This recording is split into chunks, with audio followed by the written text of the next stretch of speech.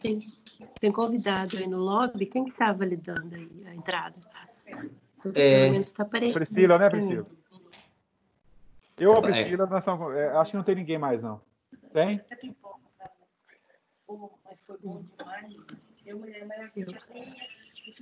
Priscila, eu não estou te ouvindo. Seu microfone está desativado. Eu estou validando a entrada. Ah, tá.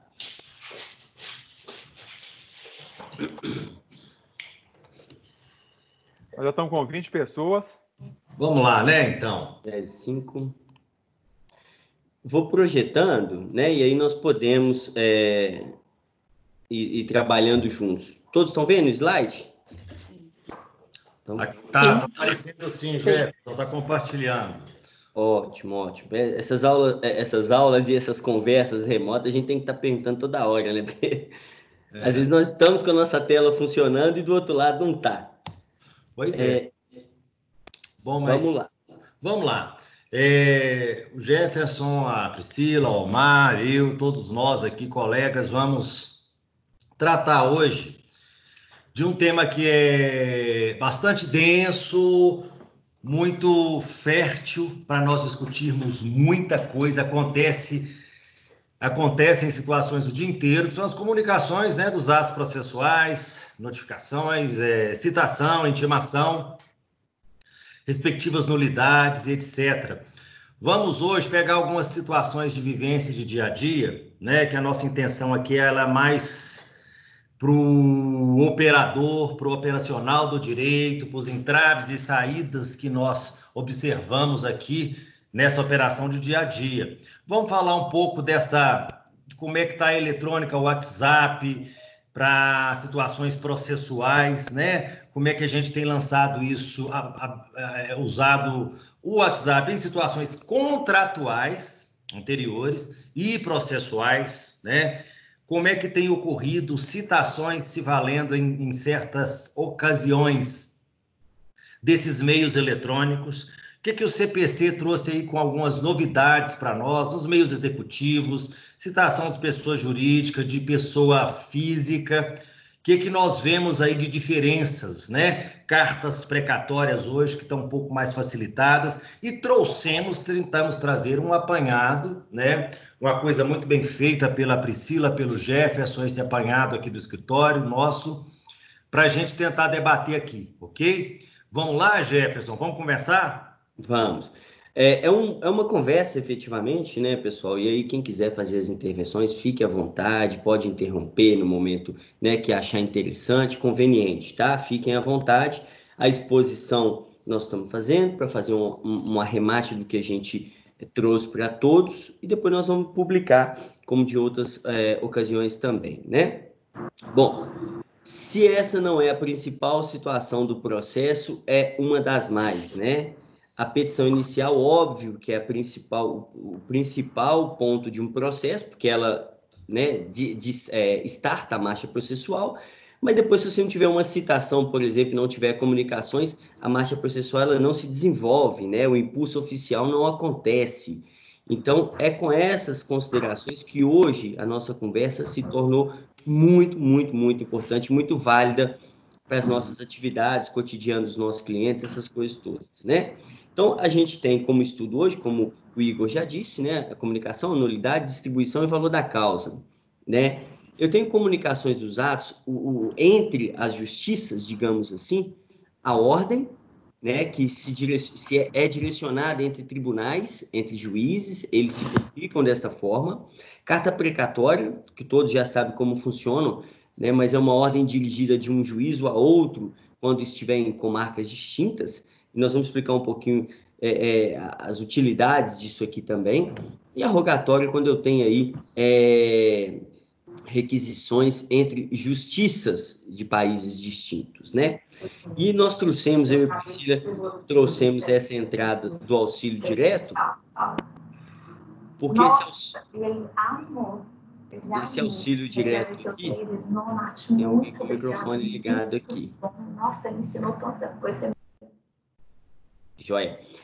A rogatória, como todos sabem, todos aprenderam na graduação, é uma comunicação entre juízes de países distintos, só que vale lembrar que o CPC atual acrescentou, e nós já estudamos isso aqui, já conversamos sobre isso, esse auxílio direto por meio de uma autoridade central, e nós temos no Brasil muito focado em lavagem de dinheiro, sobretudo, né? O que quer dizer isso? Ora, essas comunicações entre os países podem acontecer independentemente de ordens judiciais. As promotorias de justiça podem requisitar a essas autoridades centrais de cada país estas comunicações para investigações, para coleta de provas. Isso é perfeitamente possível e muito útil atualmente, independente dessas ordens. A rogatória também, ela vai tramitar por esse caminho aonde tiver essa autoridade central. Isso está no início lá do CPC, por meio ali dos artigos 50, 60, por ali. Bom, ainda com essa informação de carta, a gente traz um pouquinho algumas decisões atuais sobre cartas rogatórias daqui a pouquinho, mas falando sobre a citação, ela tem como informação, digamos, se falasse assim, Jefferson, me dá um conceito básico e rápido aí de citação. É a convocação do sujeito para integrar o processo. Isso é que a citação, ela convoca o sujeito para integrar a lide, para responder a requisição, o pedido constante da petição inicial, e aí ele vem e se manifesta, né? Obviamente, ela tem outros efeitos que a gente destacou. Ela interrompe prescrição, ela torna prevento o juiz, causa litispendência, torna litigiosa a coisa e constitui em mora aqui eventuais devedores, né? Todos esses conceitos a gente já está ciente. Lembrando que aqui não é uma conversa, é uma conversa de um estilo maior, né, para quem já está operando nesta seara. Mas a citação, ela tem essas informações.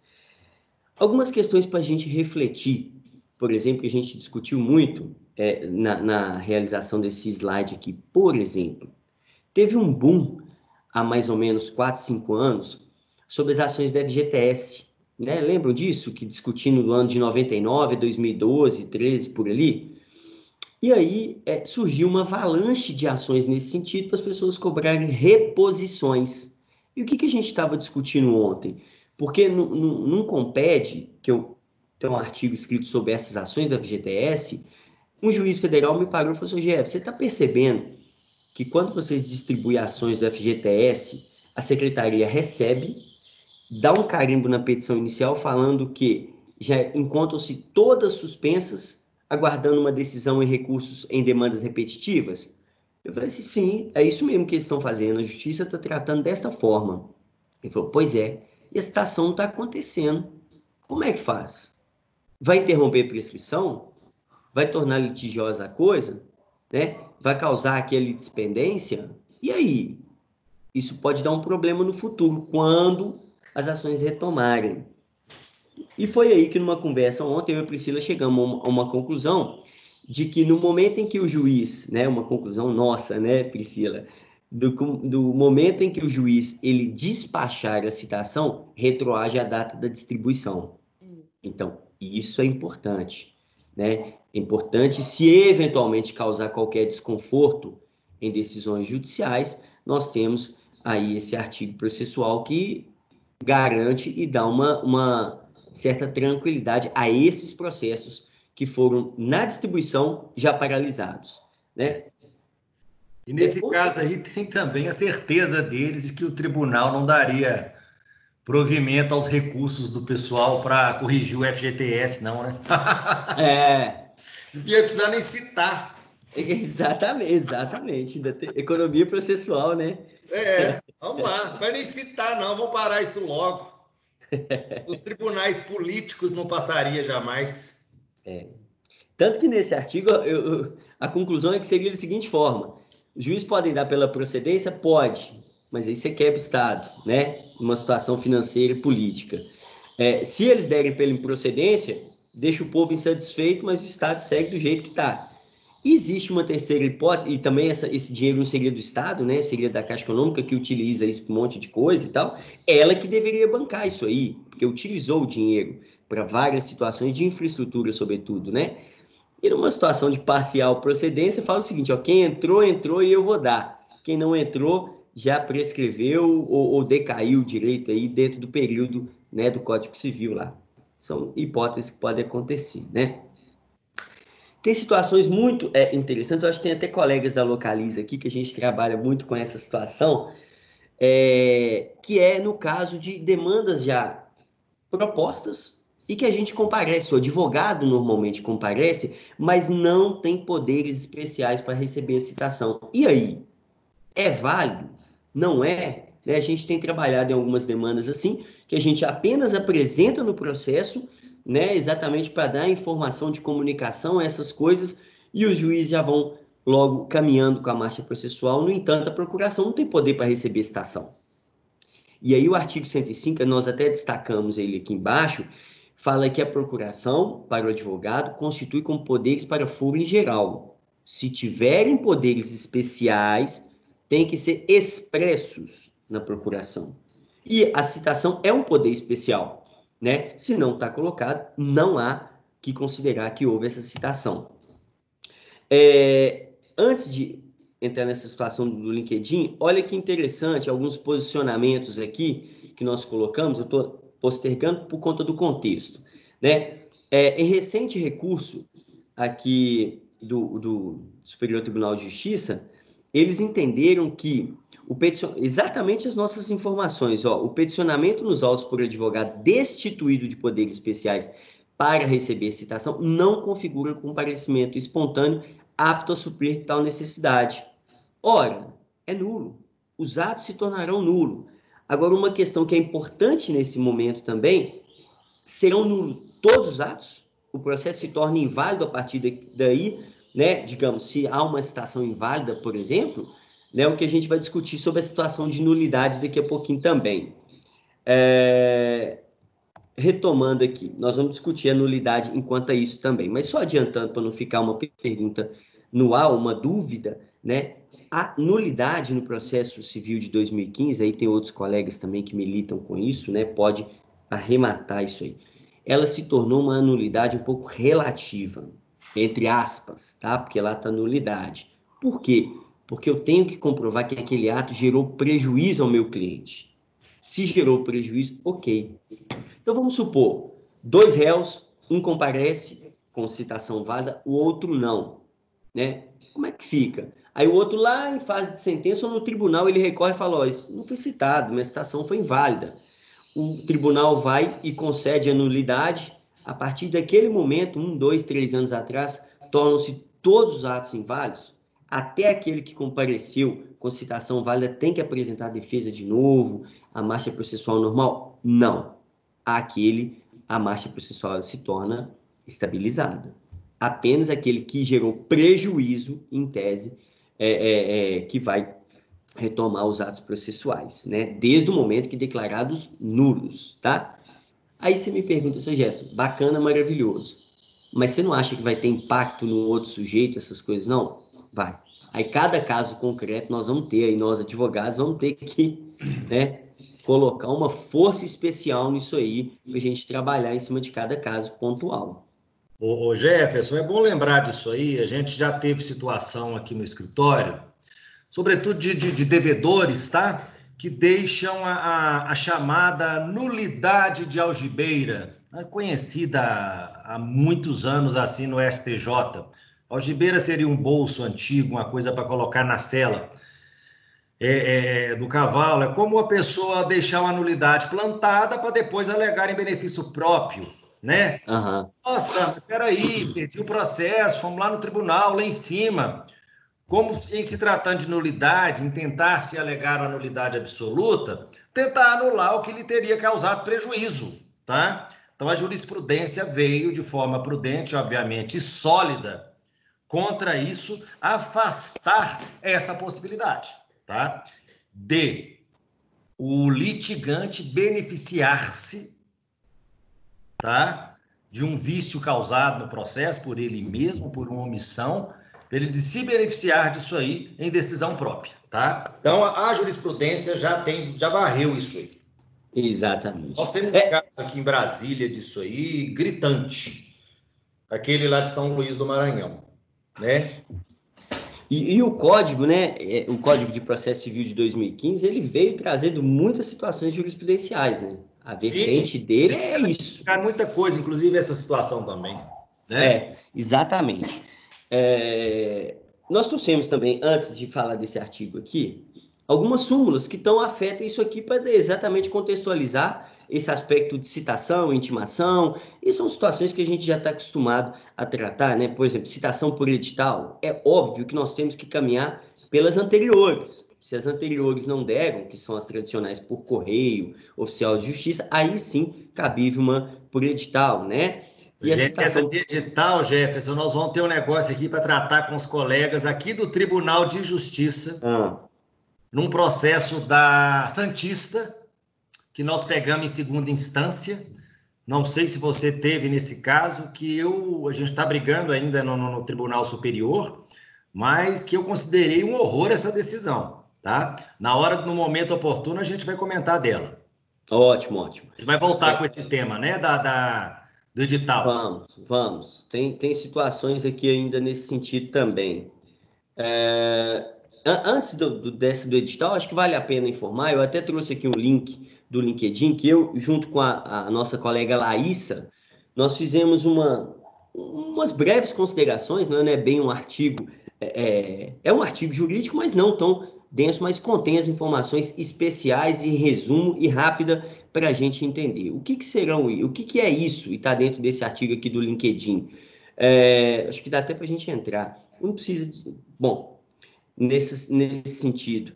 Essa estrutura, a gente sempre tem se perguntado, e o Igor tem realmente provocado esse debate no escritório, que é de falar, Jefferson, né, ou com todos em reuniões que nós temos frequentes, e a citação por WhatsApp? Tem sido usada, não tem sido usada? Como é que tem feito? Tem lugar que faz, tem lugar que não faz? Então, a gente fez um compiladozinho do que existe hoje, e juizado especial tem trabalhado, sim, com essa citação por WhatsApp. Agora, citação minha, desculpa, intimação. Nós temos situações novas que nós trouxemos ao final dos slides, tá? Que algumas justiças, por exemplo, a de Minas, das empresas públicas, ela já tem um registro enorme lá no Tribunal de Justiça, nós deixamos isso destacado no final, que informa que citações poderão ser feitas a empresas públicas de forma eletrônica. E em relação ao WhatsApp, que é exatamente o que nós estamos conversando, o WhatsApp, nós chegamos à conclusão que é possível, alguns tribunais estão fazendo, tá? Mediante um PAC que foi analisado pelo Conselho Nacional de Justiça. Nesse artigo nós destacamos qual é o número do PAC, estabelecemos quais são as normas que deram supedâneo e base para as justiças fazerem isso, e as justiças especializadas, os juizados especiais, os que mais usam, tá? Elas estão usando, sobretudo para intimações. No momento em que a parte se cadastra, ela autoriza a intimação por WhatsApp. Intimação, ok, não há problema, a justiça vai caminhar nisso. E citação? Citação acontece por autorização da Lei 11.409. Alguns juízes têm interpretado, salvo engano, o artigo 5º, parágrafo 5º, que expõe essa situação em medidas urgentes ou que possam causar prejuízos às partes. Cerca de uns 2 anos atrás, eu tive essa situação no Rio de Janeiro. Tinha uma assembleia para acontecer numa segunda, conseguimos uma ordem do juiz no sábado e ele fez a citação mediante o WhatsApp. A parte recebeu, com base exatamente isso, na lei do processo judicial eletrônico, né? E com base na possibilidade de prejuízo à parte. Então, foi feito. Priscila também trouxe um apontamento muito importante quanto ao Tribunal do Rio. O Tribunal do Rio, olha para você ver, né? A pandemia ela está trazendo muitas situações diferentes no nosso cotidiano, inovadoras. E essas inovações elas vão dar reflexos futuros. Fórum econômico, né? Que a gente já sabe. Mas o Tribunal de Justiça, ele trouxe uma forma de que as empresas se cadastrassem para receber as citações. Pessoas jurídicas de direito privado. Isso está acontecendo, né, Priscila? Você quer dar uma palavrinha a esse respeito? Isso mesmo. O Tribunal de Justiça do Rio de Janeiro, ele expediu um aviso que todas as empresas elas teriam até o dia 1º de julho para fazer o cadastro no sistema de pessoas jurídicas, para viabilizar as citações e as intimações eletrônicas, o ajuizamento de novas ações e para protocolo também nos processos. Então, a partir de ontem, né, todas as pessoas jurídicas, se elas não tiverem cadastro no sistema do tribunal, a gente não vai conseguir mais fazer o protocolo de petições. A citação ela vai continuar acontecendo via postal ou por oficial de justiça, mas as manifestações do processo através do portal eletrônico, elas têm que ser feitas somente após o cadastro nesse sistema. Eles fizeram isso até mesmo para garantir a proteção dos oficiais de justiça nesse momento do coronavírus, que está tendo redução do expediente, para que as pessoas não fiquem tão expostas e que, através do meio eletrônico, seja mais seguro cumprir os atos. Exatamente. Isso vai trazer benefício, né? Todo mundo poder ser citado eletronicamente, né? Como é que isso vai acelerar muita coisa?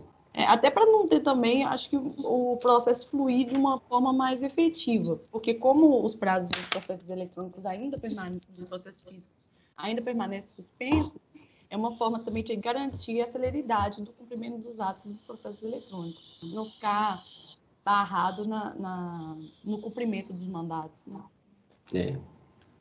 E hoje nós estamos tendo boas notícias, assim, que as justiças estão funcionando melhores nesse momento do que presencial, né? Telefone, e-mail estão atendendo super bem, coisa que nunca aconteceu, né? Gente, até nessa situação peculiar de boa notícia, Jefferson, inusitada, porque a minha esposa é serventuária da Justiça, trabalha há muitos anos no Tribunal de Justiça, e ela sempre foi em home office antes disso aí. Olha que interessante para a gente visualizar o que essa pandemia trouxe no serviço público. O pessoal foi para casa trabalhar e passou a ser medido, coisa que eles não eram presencialmente. Verdade. Né? Eles não eram medidos presencialmente. Olha que estranho isso. Os serventuários que estavam em home office, eles tinham índice, né, com a senha deles, produtividade. Aconteceu, por exemplo, a minha esposa está lá no primeiro mês, foram ver aí fazer a aferição e a mensuração do trabalho dela. Ela tinha movimentado cerca de 1.000 e poucos processos naquele mês. E a média dos serventuários físicos chegou em 80 a 90 processos. Aí. Não é, acho que até a palavra discrepante não cabe. Aí no outro mês, eles já quase triplicaram, porque passaram a ser medidos. Então, os tribunais ficaram de olho nisso aí.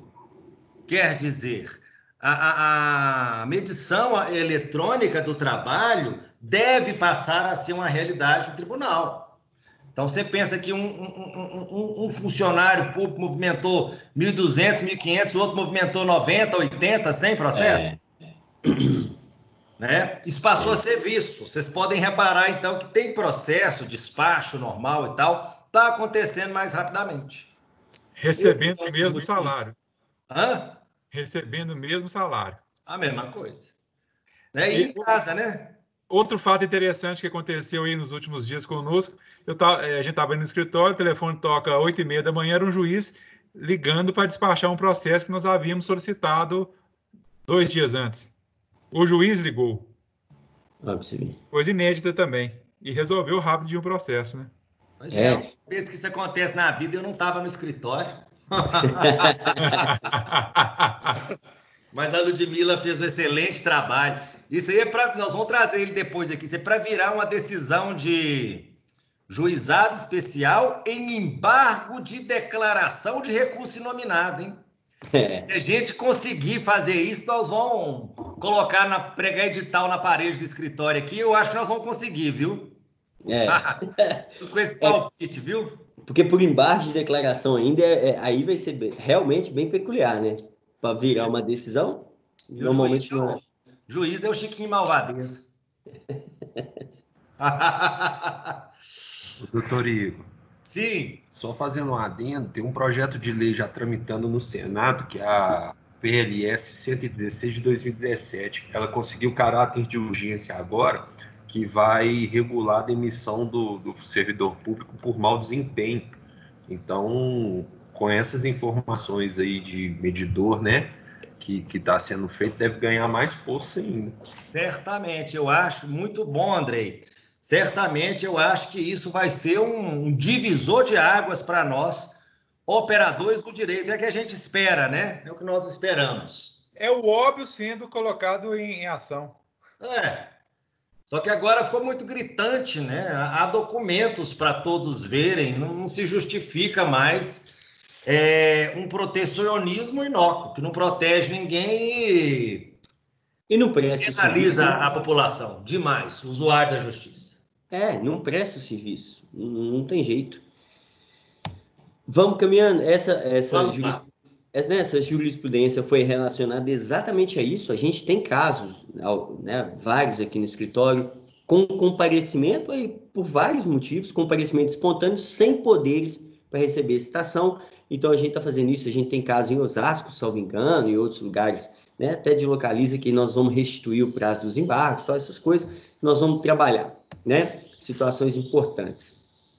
Tem as impossibilidades aí na parte de citação, sobretudo ali próximo ao artigo 243, 244, as situações que elas são cabíveis e situações que não são cabíveis, né? Então, tem situações em pessoas que perderam entes próximos, essas coisas, e eu destaquei uma questão aqui, porque o momento pede isso, né? Se um devedor tiver com Covid hospitalizado, pode ser citado, né? No momento não pode, por conta do inciso 4º aí do 244, fala que é impossível efetivar a citação em alguns casos, e, sobretudo, nesta condição, né?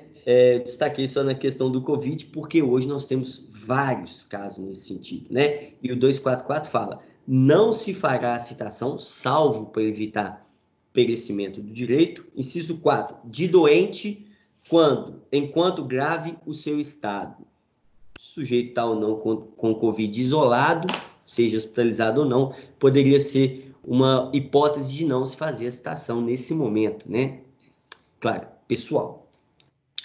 As modalidades tradicionais, deixa eu voltar aqui, são correio, tradicionalmente, a gente vai ver uma situação muito importante, recente, julgada pelo STJ também, quando ela é feita a pessoa que não é o devedor, então isso é o devedor não, o citando, né, melhor dizendo, é feita de forma pelo oficial de justiça, aí nós temos até a situação por citação por hora certa também, muito eficaz. Chefe de secretaria, quando o sujeito comparece no balcão, né, espertamente está lá avaliando os autos, cara, você é o réu aqui, então vou considerar a sua citação, mas o sujeito tem que estar acompanhado do seu advogado, né? O edital e citações eletrônicas que estão se avolumando.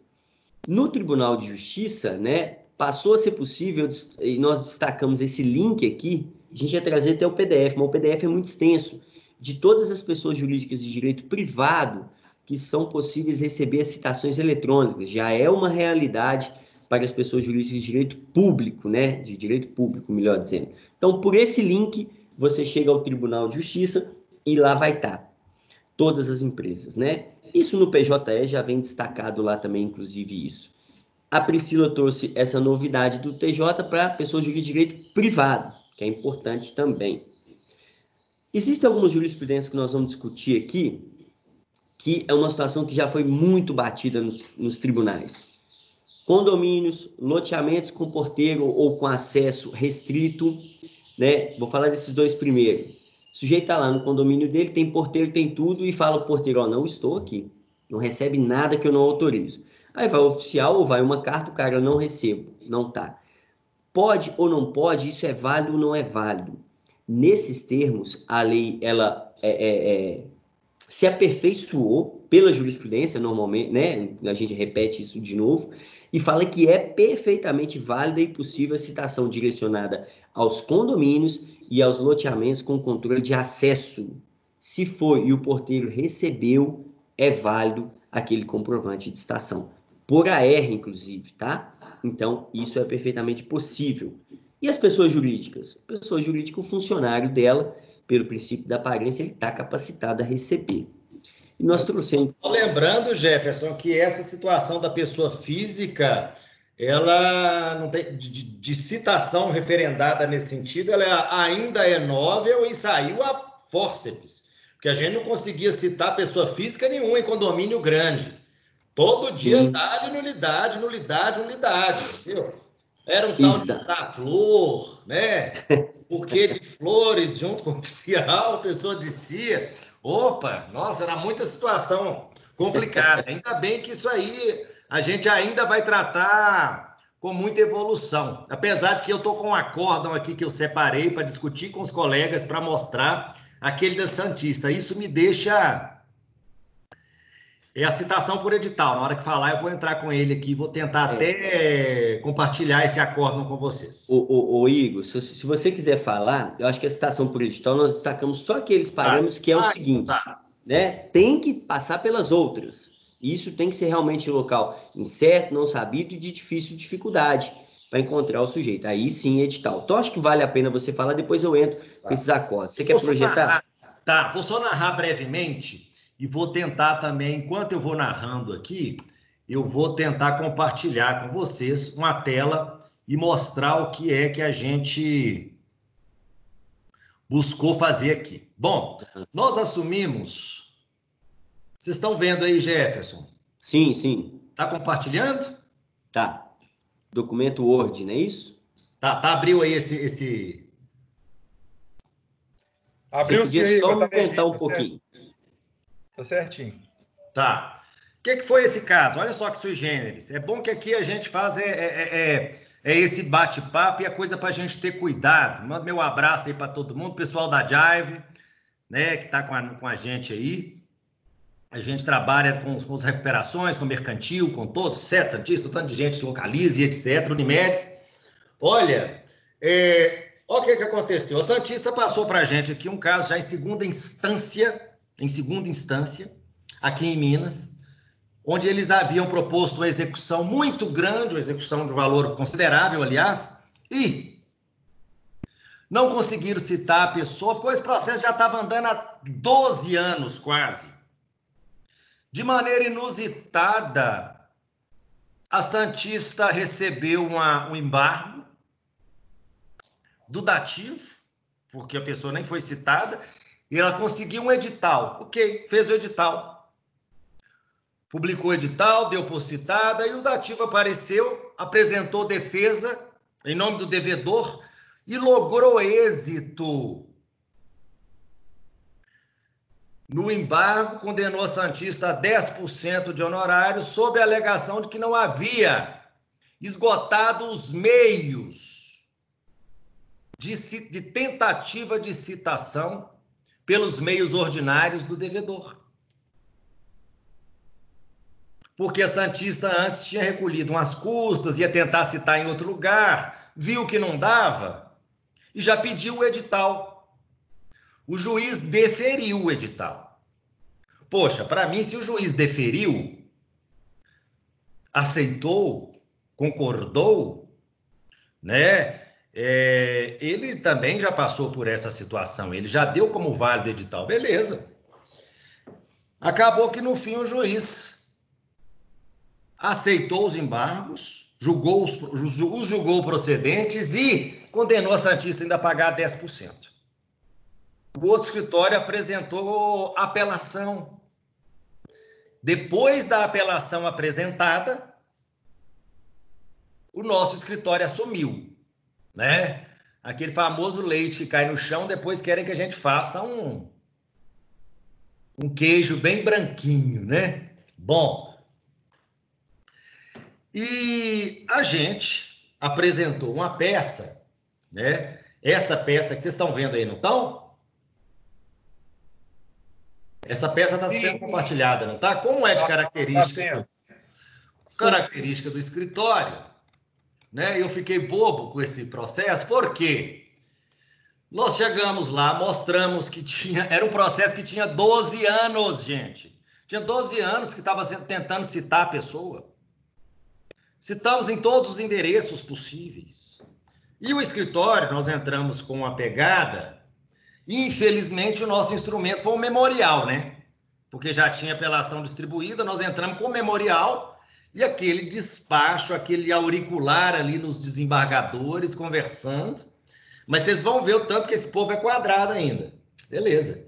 Nós mostramos aqui, quem nos conhece já sabe que é peculiar, que o endereço onde eles esperavam citar esse devedor, a praça com foto do Google e tal, lá já funcionava uma outra coisa, né? Acho que era uma sorveteria que tinha lá, né? Nós jogamos foto do lugar antigo, né?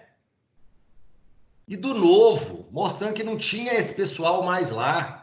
Mostramos que no CNPJ dele aparecia esse endereço que a gente provou que não é de lá. Nós juntamos tentativa de citação de outros processos, mostrando que ele era desaparecido, execuções fiscais, processos de fisco, onde em nenhum local ele havia sido encontrado pelo fisco, por ninguém. Então, não teria justificativa, olha os processos todos que a gente juntou, que ele não conseguiu ser citado. E até perguntamos para o juízo, aliás, nesse caso, o desembargador falou, olha, se for mantida a sentença quo, outro caminho não haverá para o deslinde do processo que não seja a realização de outra citação por edital. Porque nós vamos lá fazer, então, a citação por oficial, qualquer que seja, para agradar, para seguir cegamente um instrumento, a lei instrumental. Obviamente, ele não vai estar lá, nós já mostramos que não está em lugar nenhum. E depois vamos ter que pedir outro edital. Aí é isso que aconteceu, marchar-se-ia contrariamente a todo o sentido material e instrumental do bom direito. Economia processual e, sobretudo, uma regra novel, que é oportuna nesse momento de nulidades, para a gente acrescentar que se a instrumentalidade das formas, eu não posso valorizar mais o pincel que a obra de arte. Entendeu? Eu tenho que ver o sentido, o objetivo, a busca material digna e lícita sem prejuízos, né? Aí nós fomos pela instrumentalidade, um princípio fortíssimo que deve ser observado, né? E olha, os atos e termos processuais independem de forma determinada, salvo quando a lei expressamente exigir, e consideram-se válidos que realizados de outro modo e lhes preencham a finalidade essencial. Esse artigo, gente, ele é artigo coringa, tá? Para a gente combater essas nulidades de algibeira, essas situações que a gente viu, e mostramos aí muita situação. Eu estava realmente crente, né, na situação de podermos reverter isso aí. E, para minha surpresa, né, veio... Estão vendo os embargos aí, gente? Estão enxergando, Jefferson? Sim, sim, apareceu. Tem que falar. Olha a decisão do tribunal da apelação. Esses termos que a gente falou, nós falamos no memorial, porque a apelação de um outro escritório falava outras coisas e tal, né? Só que já tinha olhado, mas a gente trouxe esse novo ar. O tribunal manteve a decisão dizendo que citação por edital é medida excepcional, não esgotamento dos meios de localização do citado. Então, segundo o Tribunal de Justiça, nós vamos ter que mandar de novo lá para o interior para tentar citar em vão uma pessoa que já sumiu, que já desapareceu. Aí vai voltar, aí paga custo de novo e publica outro edital. Então, a gente vê, quem tem que olhar processo é advogado. Nós estamos brigando em Brasília com isso aí, isso não vai ficar barato, não. A gente teve a mão um pouco amarrada porque nossa argumentação, ela veio em sede de memoriais.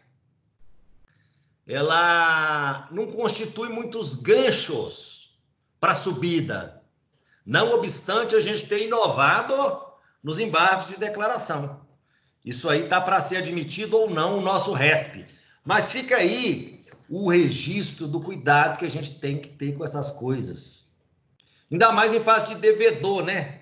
O sujeito está devendo uma fortuna. E no embargo de declaração, que a gente falou tudo com o magistrado, com o desembargador, Olha, não, aqui a regra é essa, o trilho está pronto, está soldado, é pronto, tem 300 anos, a gente não mexe, não. O entendimento é esse.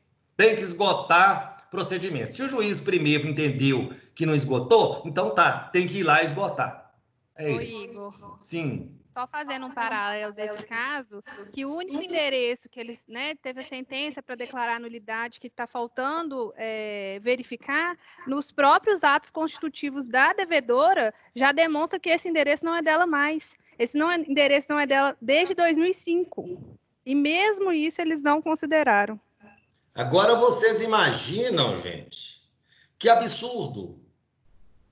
O tribunal aqui de Minas, aliás, do Brasil, sempre nos prega essas peças. E isso muito claro, muito visto. Volto a dizer, falo sempre para os nossos advogados aqui, com todo mundo. Peça é sucinta, é direta, as nossas estão toda colorida, desenhada, apontada. Falamos o óbvio e temos cuidado porque coisas surreais acontecem todos os dias com uma decisão dessa. Agora vai ter que ter uma habilidade enorme para virar isso no resto, porque passar na peneira lá, eles também vão falar tudo para não subir, porque eu não tinha esse argumento. Nem em sede de recurso, nem a primeira, né? Mas vamos adiante, é bom a gente mostrar esses cuidados, tá, gente? Às vezes vamos afoitos com o edital, então até naquela petiçãozinha que a gente faz antes, que a gente demonstra, que a gente tentou a citação... Vou deixar clarinho nos autos que já foi tentado. Às vezes até no endereço já fajuto, mas o primeiro é a tentativa lá. Porque senão pode acontecer isso aí, que é lamentável. E é uma coisa de juízo atrasado, né? Eu já estou ficando um pouco mais errado, já tenho visto muita coisa nessa vida. Eu sou do tempo em que a ação monitória era indeferida porque o juiz entendia que a pessoa tinha um título executivo. Ele podia propor execução. Então, não cabia ação monitória. Quer dizer, ele podia o mais e o menos não podia. Sou desse tempo, hein? Quer dizer, que você tinha que chegar lá e se defender por um defeito no seu título, falando o que tinha errado no seu título, para mostrar que ele não era executivo, para depois ter deferido a sua ação monitória, né? Ser deferido o seu prosseguimento. E essas e várias outras situações. Mas vamos lá, vamos adiante, Jefferson. Quem quiser fazer com ponderação, tamo aí, viu, gente? Igor, você só desconecta a sua tela para mim, por gentileza? Que aí eu vou... Isso, obrigado. Bom, existem alguns acordos que nós colocamos, só para poder ilustrar realmente as novidades, né? Pessoa jurídica aqui, né? Quem se apresenta como... representante dela, está válida a citação, entendem-se que sim, para as pessoas jurídicas, tá? Sobretudo pela teoria da aparência, tá? Em um acórdão de 19, né? Novembro de 19, ou seja, tá bem fresquinho aí nessa nossa linha. Segundo, para questões de condomínio, igual nós estamos falando em loteamentos, né? Entregues aí correspondência àquele sujeito, né? Que é o responsável pelo recebimento, considera-se válida também, né? Fala que nesse item 6 que nós destacamos, ele é até um pouco maior, essa ementa, ela é maior, porque neste caso, o que aconteceu? O sujeito, deixa eu ver se esse acorda mesmo. Não. Esse caso aqui, pela regra do 248, parágrafo 4, que é uma novidade também jurisprudencial, veio a admissão da validade da citação quando entregue a funcionária da portaria. O cara é responsável, recebeu, está válido. E uma questão também muito recente, olha só, de junho agora, mês passado, né? Mês passado, e nem tanto mês passado ainda, que foi do dia 22, que o sujeito ele é sócio administrador de uma empresa e não mandaram para o endereço domicílio que ele destacava, e sim para a empresa. Aí, esse recurso especial entendeu que não deveria ter enviado para lá para citar o sócio administrador. E aí entenderam pela invalidade. Olha, destacamos o item 1 e uma parte do 3. A citação de pessoa física pelo correio se dá com a entrega da carta citatória diretamente ao citando. Olha só, diretamente a ele, cuja assinatura deverá constar do respectivo aviso de recebimento sob pena de nulidade do ato, né? Aí no 3, a citação postal, vale ressaltar que o fato de a citação postal ter sido enviada ao estabelecimento comercial onde o recorrente exerce suas atividades como sócio administrador não é suficiente. A citação, vejam, é da pessoa, tá? E não como representante da PJ, tá? Não é da pessoa jurídica, é da pessoa e foi declarada nula aqui porque mandaram, digamos, no endereço de trabalho dele e não na sua residência e domicílio destacado, né? Os contratos, eles destacam isso. Desse caso. Agora, é isso na aí. verdade, na primeira e na segunda instância, eles tinham declarado ela válida, tinha sido assinada por um funcionário da empresa dele, e só no STJ que eles conseguiram o reconhecimento da nulidade. Porque, na verdade, não foi ele pessoalmente que recebeu a carta de citação, foi um funcionário da empresa e ele foi dado como citado no processo. Agora, cuidado com isso aí, gente, que não é ele na pessoa do administrador. Você não está citando a pessoa jurídica, a sociedade empresarial. Provavelmente aí ele era um avalista, um garantidor solidário, uma coisa assim, e se dividia da sociedade. Se ele fosse citar a empresa, a sociedade, sim, ele seria citado. Sim, a exatamente. Entregou na portaria lá, ela está citada, está com crachá, é preposto, está valendo. Mas aí foi uma pessoa física que entregou para um funcionário de outra pessoa, quer dizer, a pessoa jurídica onde ele trabalha. Então foi nesse viés. E olha, o pessoal, aqui mesmo a gente, então, tem que ficar muito atento com isso, porque a gente pega no mesmo lugar aí, no mesmo balaio, e cita todo mundo, que esse acórdão aí, vocês escondem ele e apaga depois, viu, gente?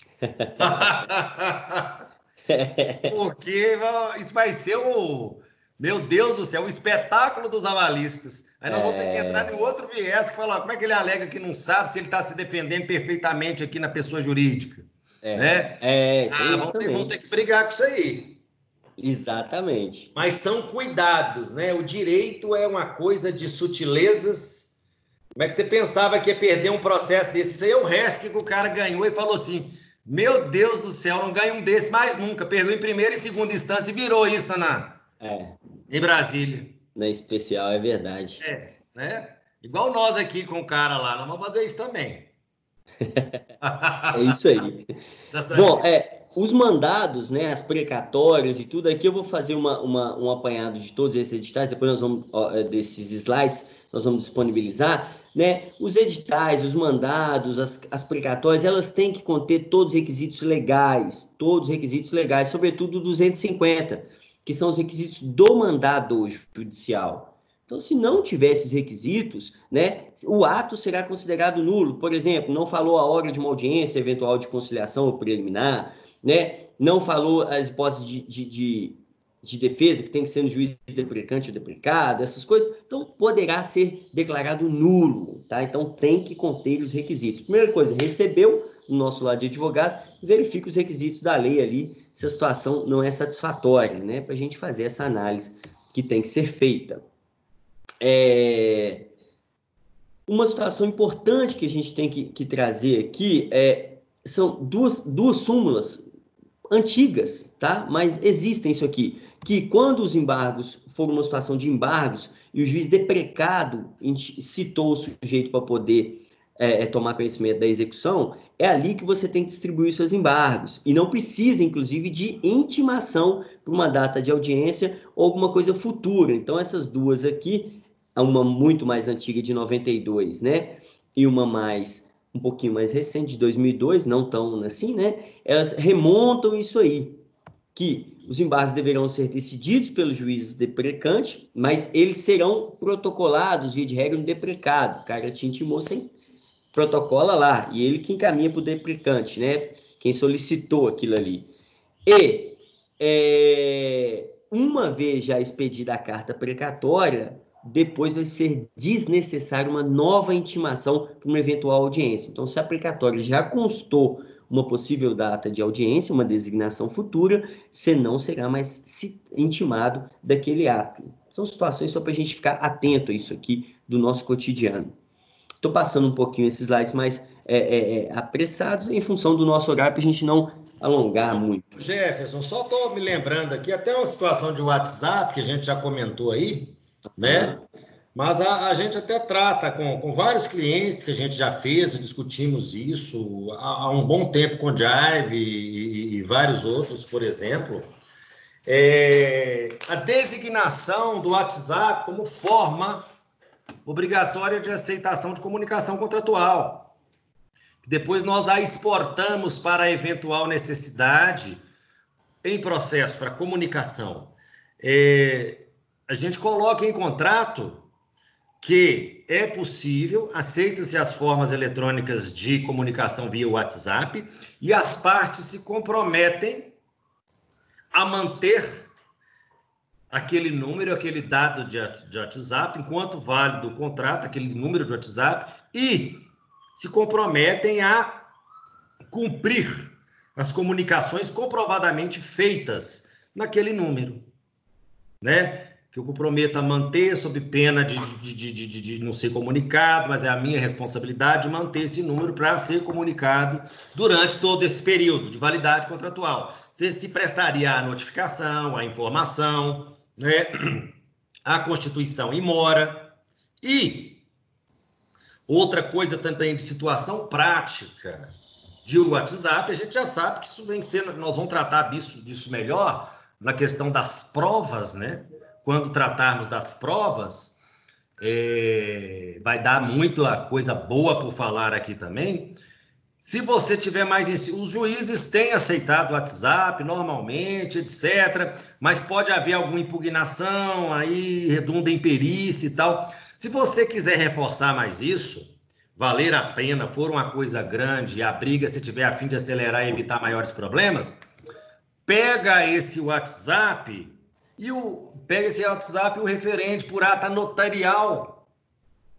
Vai no notabelião, faz ele relatar aquilo tudo, o que teve no WhatsApp, os textos, printar a tela, colocar, carimbar, valeu. Aí a briga é contra a fé pública de cartório, tá?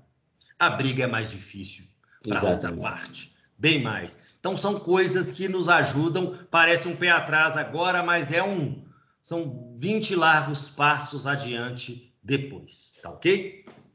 Vamos lá, Jefferson, vamos seguindo. Isso, e olha para você, né, para a gente poder refletir, já que nós temos a obrigação, e até exatamente nesse slide aqui, Igor, é importante isso, nós advogados, enquanto cadastrados nos autos processuais, nós temos que manter os endereços válidos, inclusive os eletrônicos. Se eventualmente nós não atualizarmos isso, o que vai acontecer? Nós podemos perder algumas intimações e elas serão válidas para o processo. Ora, se eu tenho um WhatsApp credenciado no contrato, né, um número de WhatsApp, um e-mail, que eu credenciei as partes por livre autonomia, né, que isso é garantido pelo direito civil, colocar o meio de comunicação ali, eu não posso, a justiça também não pode se excusar de receber, né, de aceitar. Nós fizemos recentemente um contrato de fornecimento, vocês lembram disso? Com exclusividade com uma empresa dos Estados Unidos, que toda negociação é feita pelo WhatsApp. Toda negociação. E nós vamos, eventualmente, tampar os olhos para isso? Não podemos, né? E a gente tem que ficar atento, né, Jefferson, para o modo como isso aí vem, né? Sim. Você falou esse negócio de procuração aí, eu vou chover no molhado com os nossos colegas aqui, que são todos craques, mas vale nos lembrarmos. Né? É muito normal, eu tenho muito cuidado com isso aqui no escritório. Gente, olha essa petiçãozinha que é boba, mas não é.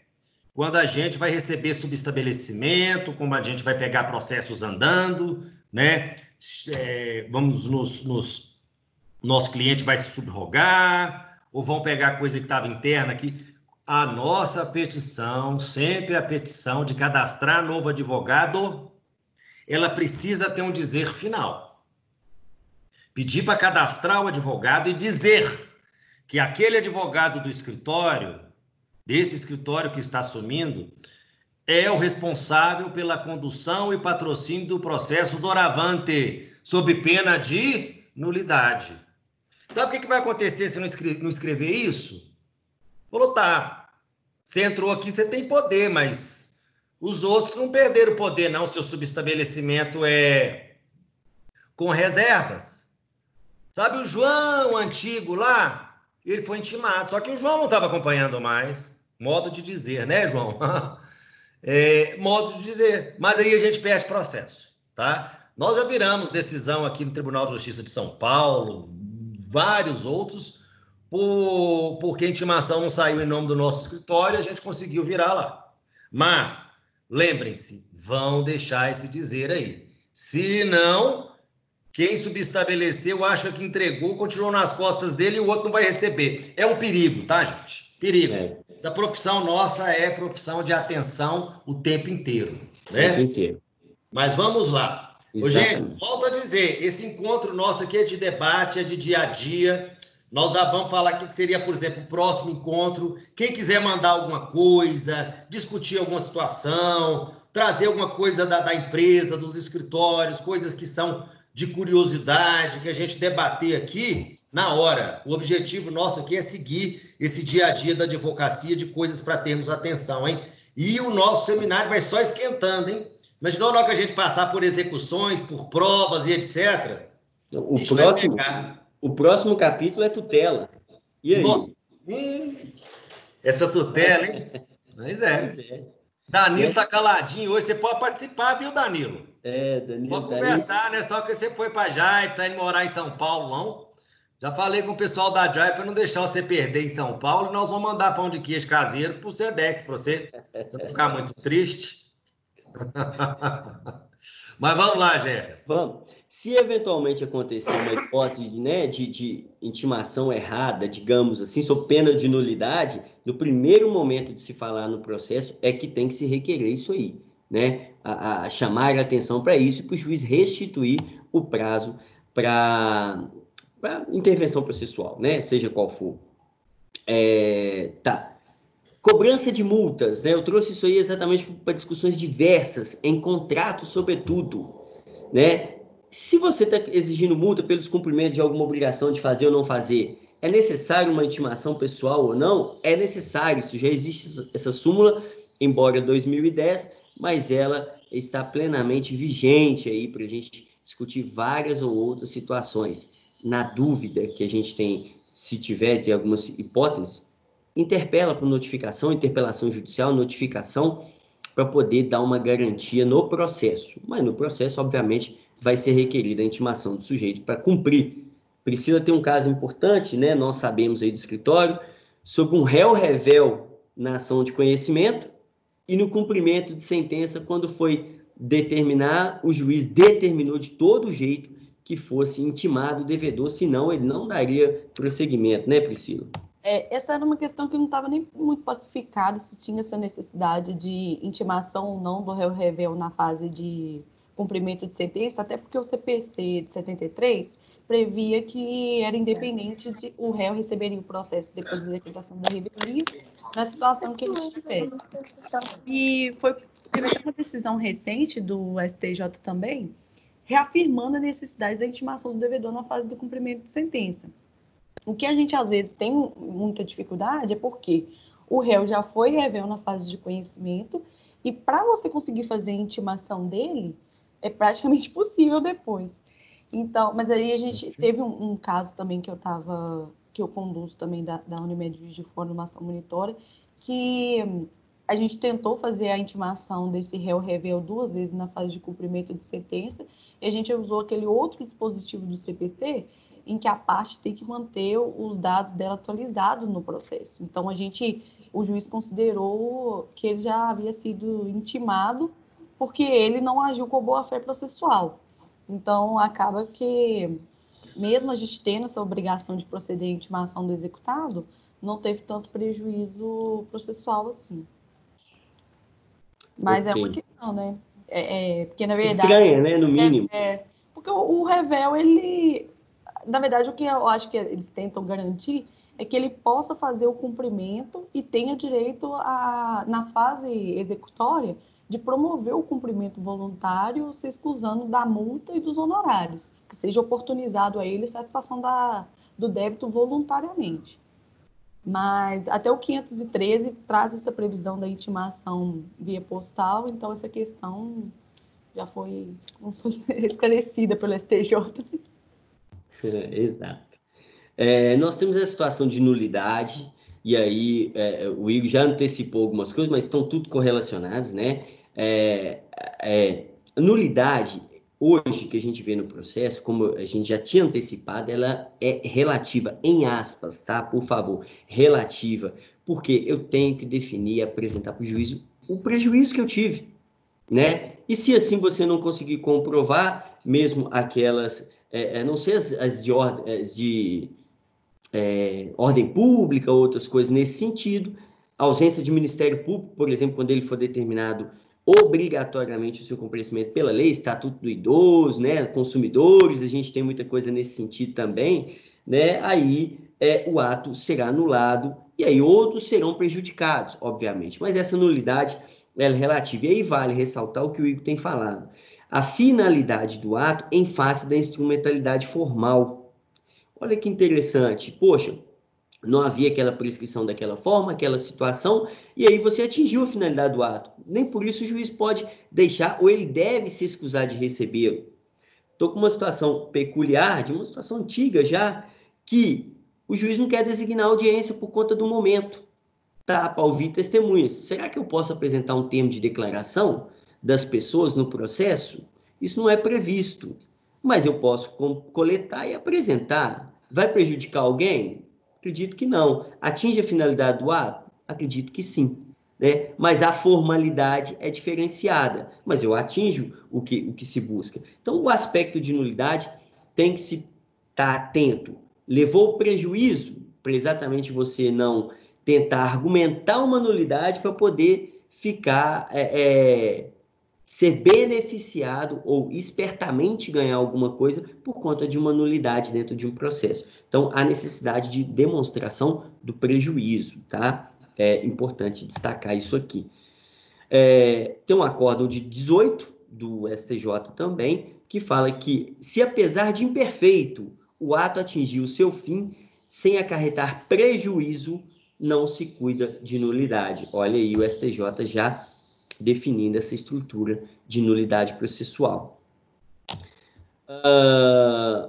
Embora antiga também, nós trouxemos essa súmula, porque ela fala uma questão importante, que a gente tem as comunicações de audiência, pautas de julgamento, mas essa súmula fala que até 48 horas a pauta de julgamento tem que estar pronto, né?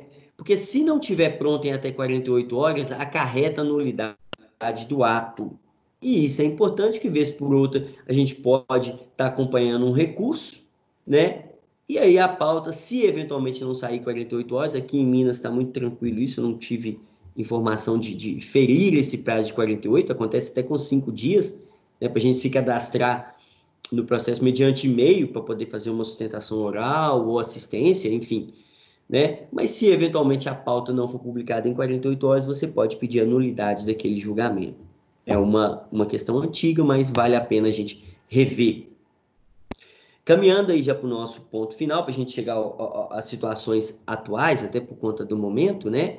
Nós temos situações de distribuição e registro. Eu estou falando, mas se alguém quiser fazer alguma interferência, fique à vontade. Hoje nós temos uma situação muito importante, porque quando nós vamos tratar da distribuição e do registro, o que nós pensamos? A distribuição, se a distribuição acabou, está tudo certo e vida que segue. Não, a gente tem algumas coisas que a gente tem que ficar atento, né? Por exemplo, hoje é a data da distribuição que vai induzir aí uma eventual conexão ou continência.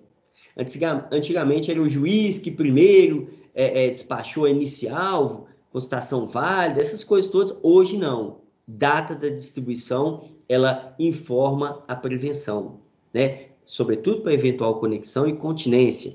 A gente já discutiu também em outros momentos aqui. É necessário juntar a procuração do advogado no momento da distribuição. Isso é uma regra incerta, lá inserida, né, melhor dizendo, no artigo 104 CPC, que fala. Porém, em alguns casos que a gente não tiver condições de apresentar no momento, nós temos aí 15 dias. Nós destacamos os 2 artigos do CPC e do Estatuto da Advocacia, que nos autoriza a ingressar nos autos com a procuração em até 15 dias posterior do nosso ingresso, né? E o pagamento de custas hoje, a gente já tem visto isso pelo PJE, normalmente se distribui e depois paga as custas quando não é possível. Aqui em Minas já não é muito possível você já saber o que você vai pagar pelo processo a ser distribuído, né? A gente distribui e paga as custas, e eu tenho regramento no CPC que elas podem ser pagas em até 15 dias. Se isso não tivesse em lei, o juiz vai intimar a gente para comprovar, né, as situações, e aí nós temos os prazos de intimação, de conhecimento daquela ciência da intimação, enfim, você vai chegar nesse prazo. Mas a distribuição, como destaque aqui para a gente, é informar a prevenção do juiz aqui. É importante a esse sentido. Valor da causa. Toda ação, a gente discutiu uma coisa interessante ontem também, né, Priscila? O valor da causa, ele é obrigatório, toda ação tem que ter, ação e reconvenção, né? E os valores são prefixados em lei. O 292 trazem lá as situações. Então, a gente até optou por não acrescentar isso aqui, porque, como se diz, isso é taxativo, você tem que ler, não há como não ler.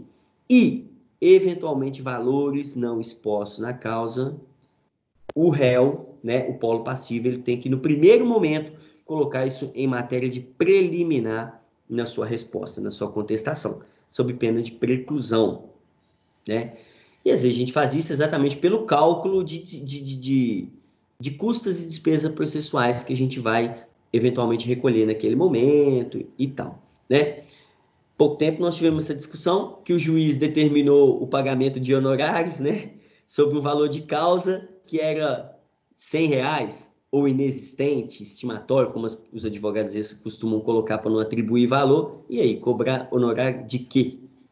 Embora o CPC, hoje a gente chegou a essa conclusão, o CPC ele fala que os honorários serão arbitrados no valor da causa ou do proveito econômico processual, tá? Então, isso é importante, que isso já existe artigo definindo isso dentro do Código de Processo Civil. Dentro do contexto de processo, que é a nossa conversa principal, esses foram os elementos. A gente pensou por 1000 vezes se chegaríamos a falar de tutela ou não, mas nós decidimos que não dá para falar de tutela, né, da evidência e da urgência, porque isso vai tomar muito tempo. Nós temos inúmeras discussões, inúmeras situações que valem... Cenas do próximo capítulo, Jefferson. Não isso. Esse dia a Jeripoca vai piar, como se diz aqui. Vamos ter participação, viu, gente? A Priscila vai mandar os convites antes, vão fazer sugestão, vão pegar a palavra, vão participar todo mundo, vão democratizar esse conhecimento todo aí. Dentro até daquele e-mail de convite, né? Se quiserem respondê-lo, falando, olha, eu gostaria de avaliar isso, eu trouxe essa situação peculiar, a gente traz para uma discussão coletiva que é importante, né? Aos demais que estão participando, assistindo, é importante isso aí também. Como situação atual, que a gente tem desde o último seminário, do nosso último encontro, a gente tem tentado trazer situações novas, né? Nós destacamos uma aqui, tem N outras, mas dentro delas alguma situação desse PL 2646, né? Embora o Andrei tenha nos coroado com esse projeto de lei 116 importante para a gente, né? Não diretamente para os advogados, para as empresas de direito privado, mas indiretamente nós vamos ter boas informações daquele projeto que vai regular a demissão do servidor, né? Em caso de desídia ou mau desempenho aí que o Andrei trouxe para a gente. Isso vai ser bom para a gente também. É uma atualidade, tá aí. Existem vários projetos nesse momento pipocando por conta de Covid, economia, política, uma série de coisas de 2020. E esse projeto que nós destacamos é um projeto que vai trazer debêntures de infraestrutura, tá? Serão possíveis as empresas aqui abaixo, né? Emitentes, as concessionárias, permissionárias, autorizatárias e arrendatárias de serviços descritos na Constituição, são telecom, radiodifusão, energia, transporte, emitir debêntures. E deverão ser criados fundos específicos que comprarão esses títulos. E, importantíssimo disso, a União participará de um fundo garantidor dessa operação toda, ela aportando até 16 bilhões de reais como fundo garantidor. Então, desse fundo aí, viu? Só que tem que ir lá pedir a Jive para comprar para a gente, então tem que ser fundo, né? Exatamente, tem que ser fundo, com destinação específica, né? E hoje o estágio disso está no presidente da Câmara, está aguardando votação, ainda não há momento de votos, né? Esse é o momento dessa legislação importante, que vai trazer receita aí, né? Para essas concessionárias e tal, enfim. E ainda como situações atuais e legais, isso foi um compilado do que a gente falou anteriormente, né, da questão do ato normativo do Tribunal de Justiça do Rio, que está determinando o cadastramento de todas as pessoas jurídicas de direito privado, né, para poder receber citações e intimações eletrônicas, né? Intimação do réu também, que a gente falou no cumprimento de sentença, o que a Priscila discutiu conosco aí, sujeito a revel na ação toda de conhecimento, no cumprimento o juiz tem destacado pela necessidade de intimação, né? E outras jurisprudências aí, o que a gente ia falar de importante aí. Hoje, não sei se todos os colegas sabem, nós já compartilhamos isso com o escritório, as leis estão trazendo jurisprudências correlatas. E no último capítulozinho aqui, nós destacamos, né, um apanhado que nós fizemos, em relação às leis que já vêm com martelinho ou então aquela balancinha do direito do lado do artigo, você clica ali e já te direciona. Isso no site do Planalto ou da Presidência? Planalto. Do Planalto mesmo, isso é muito bom, gente. Bom, Jefferson, ter lembrado. Lá no site do Planalto, você já tinha legislação compilada, etc. Tem um martelinho, já está trazendo a jurisprudência pertinente. Olha que bacana. Exatamente. Vou publicar aqui para você ver. Eu tô negrão de graça. Tá vendo aqui? Então a gente clica. Eu não sei se vai mudar a tela para vocês aí. Ver se vai mudar. E aí dá uma jurisprudência correlata. É interessante. Não são todas, mas nós já destacamos para vocês aí o que teria. Aí aqui eu tenho, aqui, tá vendo? 7, 3. Bacana. Vai clicando aqui, você vai chegando, esmiuçando. Isso é muito bom. Né? Enfim, pessoal, são essas nossas considerações, o que a gente gostaria de expor para todo mundo, né? Agradeço a todos por nos ouvir atentamente nessas 1h15, 1h20 que a gente tem, né, compilado, e estamos à disposição, equipe do escritório. Isso aí, gente. Também agradeço a todos vocês, né, do escritório, nossos colegas, de todos os clientes, amigos, a participação. Todo mês a gente vai fazendo assim, vamos fazendo a nossa sequência, né? Pretendemos terminar aí o CPC, né? Vamos acelerando. Obrigado, muito obrigado pela participação de todos e vamos sim participando a cada dia mais. E esse convite, eu lembro que é sempre extensivo, a gente manda para vocês, é extensivo aos colegas, a gente, né, aos parceiros de empresa, colegas de toda a natureza. Vocês podem, ou pedem a Priscila, ou podem retransmitir para que eles participem aqui do nosso seminário. Serão muito bem-vindos, ok? Então, muito obrigado aí pela presença, gente. Foi de todos. Alguém tem alguma pergunta, gente? Fique à vontade, né? Ainda temos uns minutinhos. Quem quiser conversar alguma coisa, perguntar, deixa eu ver se está tendo alguma coisa no seminário aqui. Só agradecer mesmo, gente. Obrigada, teve muito bom, como sempre, a exposição muito clara, né? E muito pertinente e detalhada dos pontos. Muito obrigada.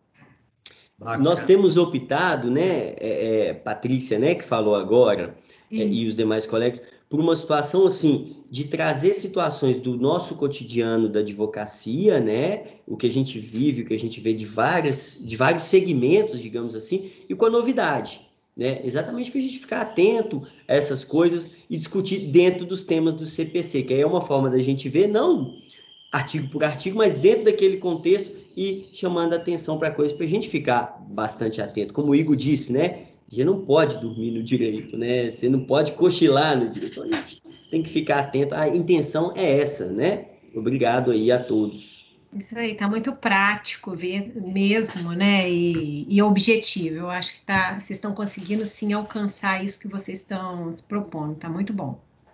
Obrigado. Estamos muito satisfeitos. Nós do time de Jive também agradecemos, viu, pessoal? Tá certo. Eu tive um probleminha no áudio, cortou alguns dos meus comentários. Tá baixo. Na verdade, não chegou nenhum. Mas agradecemos e já estamos ansiosos para o próximo seminário para tratar das tutelas, tratado principalmente nas considerações, né? Essas matérias que a gente tanto é afeito. Bom, muito obrigado, parabéns pela iniciativa. Pois é, você está muito à frente aí, Danilo. Eu conversei com o Tesla e com o Alexandre e Marcelo lá, só passamos 75% do seu passe, viu? Qualquer momento eu tô de volta, então. Você e todos os colegas que entraram, que eu vi aí, hein? Pode trazer todo mundo, vão para cima e vão trazer situação nova também. Vocês engrandecem muito. Exatamente. Obrigado, gente. Bom dia. Bom dia. Bom dia. Um abraço a todos e estamos à disposição para o que se fizer necessário.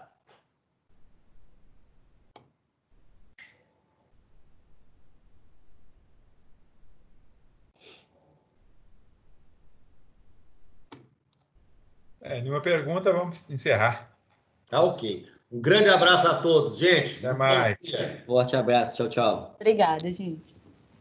Tchau, boa tarde. Tchau, pessoal. Tchau, pessoal. Um abraço para todos.